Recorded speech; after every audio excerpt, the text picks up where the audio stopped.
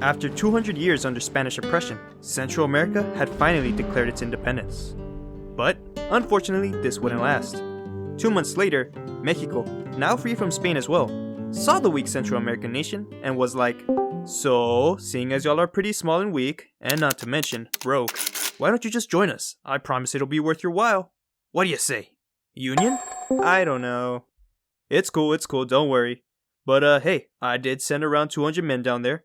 Not threatening you or anything, but they will make sure everything goes smoothly, so yeah, your choice."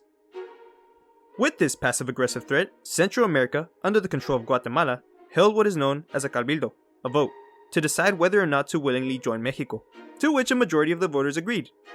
And so on January 5th, 1822, Mexico had annexed Central America.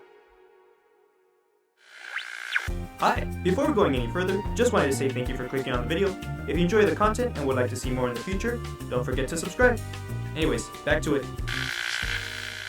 The only problem now was a bunch of Central American nationalists clearly hated this idea. See, Central America's government was divided into two sides, the conservative elites and the liberal Republicans. The conservatives, being made of a bunch of rich nobles who had enjoyed tons of privileges under monarchy, liked the idea of keeping those same benefits under Mexican rule. Mexico was still a junta at this time, but would soon be a monarchy. Therefore, unification with Mexico wouldn't have just given the elites what they wanted, but would have provided a government they were used to. The liberal Republicans, on the other hand, were a different story. Literally having just announced a Spanish king not even 6 months ago, they weren't looking to get back into a relationship. This caused them to do what any rational group of people would do. Leave? Leave! And then there were four. Agustin Iturbide, wanting to get things under control as quickly as possible, sent troops along with Guatemala to deal with these rebels, state by state, starting with El Salvador. On the 3rd of March, 1822, the Mexican and Salvadoran forces clashed with what seemed to be a clear victory for Mexico. But, in an amazing turn of events, the Mexicans were quickly defeated by a bunch of badly equipped guerrilla fighters. How embarrassing. The general in charge of this humiliating defeat was immediately replaced with a more competent man who conquered San Salvador just a month later. After a year of guerrilla fighting in Central America, Iturbide decided to replace Guatemala's governor with a new guy and told him to get under control. The new governor, a guy named Vicente Filasola, did just that. Soon after, El Salvador was finally pacified, but there were still 2 states left to go. Just when Filasola had put on his boots to go stomping into Nicaragua, Iturbide's empire had collapsed. Seeing no real point in conquering anymore, he set up a meeting with all the Central American states, where they came up with a similar plan as before.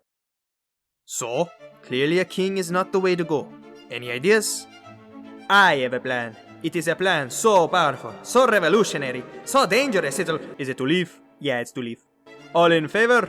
Wait, what if we leave, but we don't know how to agree on anything, and we end up splitting up more than this time?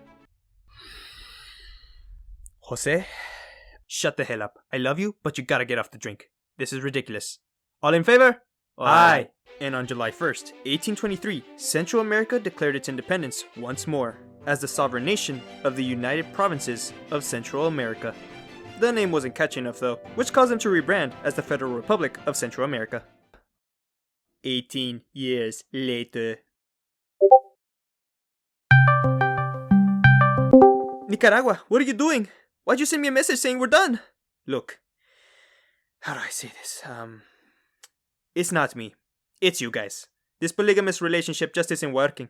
What do you mean it's not working? Remember that one time where I let you put it in my... Yeah, I do. And it was fun and all. But I think I just need time to work on myself for a while. Honduras, mi amor. Where are you going?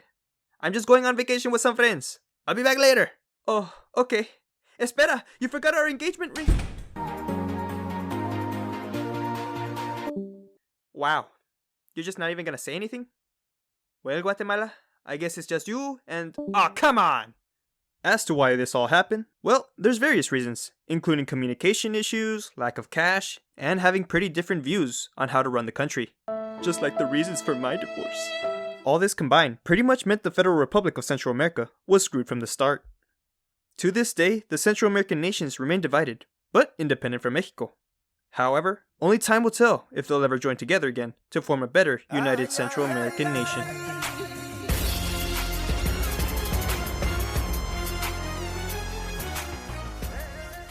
Thanks for watching! If you enjoyed the video, maybe consider leaving a like, comment, and maybe subscribe if you're interested in more videos such as these. Anyways, that's it for me today. Later!